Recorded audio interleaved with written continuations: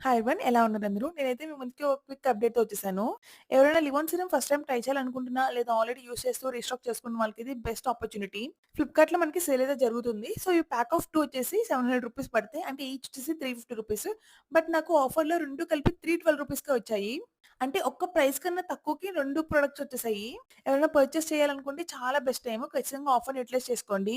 Link కావాలంటే కింద నాకు కామెంట్ చేయండి. చాలా మనీ సేవ్ చేసుకోవచ్చు. అసలు ఈ ప్రొడక్ట్ అంటే ఏంటి నాకు తెలీదు. ఫస్ట్ టైమ్ ట్రై చేయాలనుకుంటున్న వాళ్ళ కోసం చెప్తున్నాను.